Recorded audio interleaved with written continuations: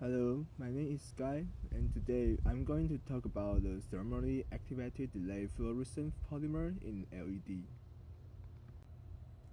Last time I talked about what TADF is and how polymer architectures can give us about 100% internal quantum efficiency.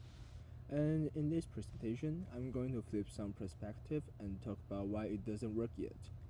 I'll go through the main challenges that still block TADF polymers from being widely used in commercial, and talk about some research direction related to the challenge.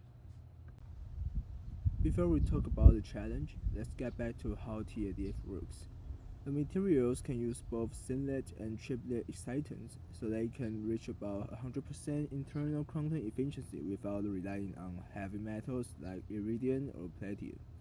And the energy difference between two states is related to the integral of the LUMO and the HUMO overlapping orbital. If we make them as polymers, they can be processed from solution, pattern by printing, and use on flexible substrates. So based on the theory, TADF polymers already looks like perfect, efficient, cheap, scalable, and potentially greener. But the problem is that the reality is kind of messy, so that's what I'll focus on. So one major limitation is efficiency roll-off.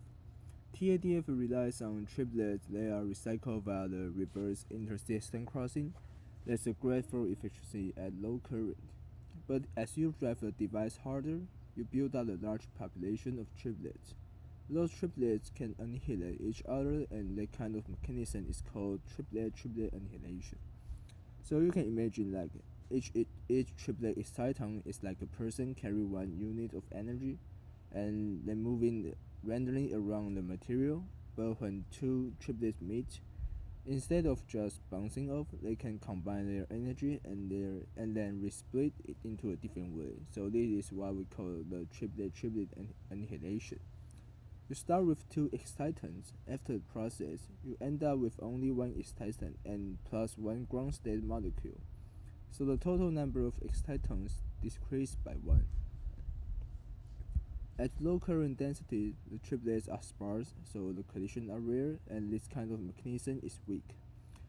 But at high current density, like the high brightness device operation, you have many triplets in a small volume, so the collision probability will go up. The result is that at high brightness level required for display or lighting, the external quantum efficiency starts to drop sharply. Recent work even defines figures of merit specifically to quantify the design against this roll-off, which shows how central the problem is. On top of the photophysics, polymers add their own headaches. The repeat units might be beautiful design on paper, but in the real film, the chains can aggregate or phase separate. All of this change how efficiently internal conversion and reverse intersystem crossing happen. It is also harder to precisely control molecule weight and the exact distribution of donor-acceptor units along the chain at scale. So you have an example of slightly different environments, which can broaden the emission and reduce the performance. For the blue emission, the design windows gets very narrow. We want a small single triplet gap to enable the TADF, but we really need a good orbital overlap to keep the radiative red height. So in that case, we can get a blue light.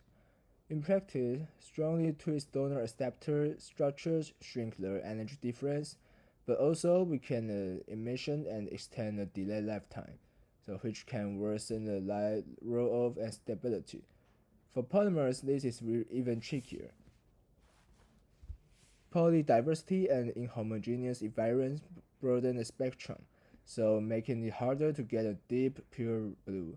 So while there are impressive blue TADF demonstration, building stable and deep blue TADF polymers that works at commercial binaries level is still an unresolved problem.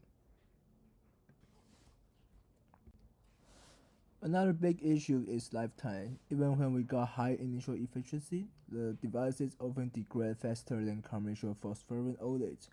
The constant cycling between singlet and triplet states can strain the donor-acceptor structure, leading to bond breaking and irreversible chemical damage. So this is particularly painful for blue devices because blue excitants have the highest energy, which makes degradation pathways more likely.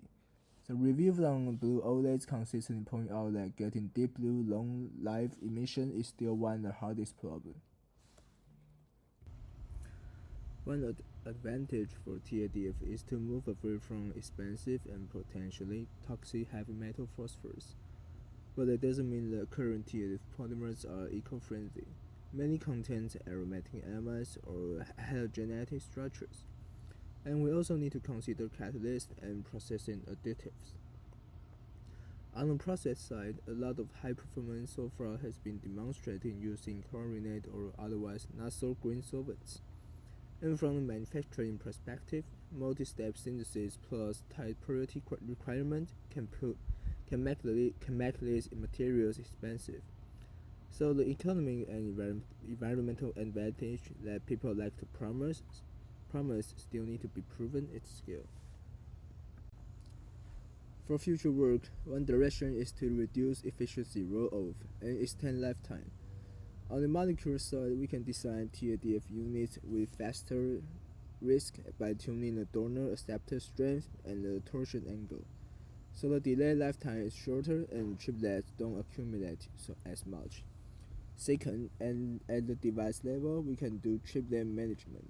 Choose better host material, optimize the host and gas ratio, and sometimes add assistant dopants so excitons are more evenly distributed and less likely to undergo the TTA process.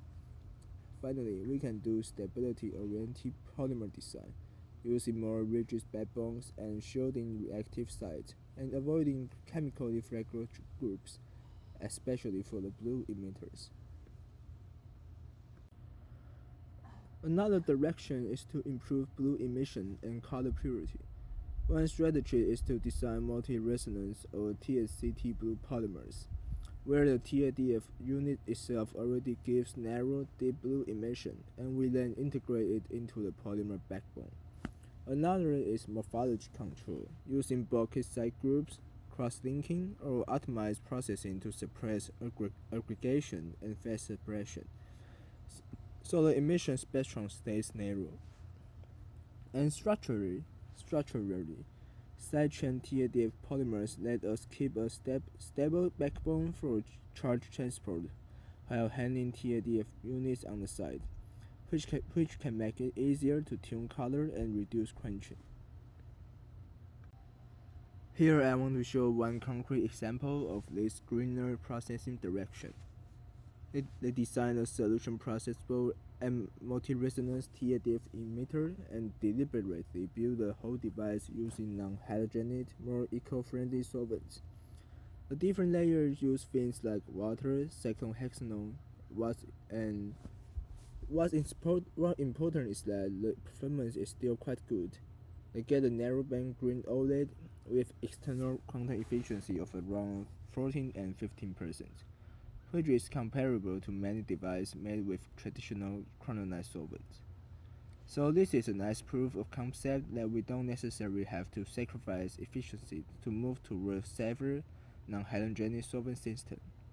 Going forward, the challenge is to bring this idea into TADF polymers specifically. Design polymer emitters and host material that are compatible with these greener solvent windows while still keeping a high PLQY and good film quality. And here is for my reference, and thank you.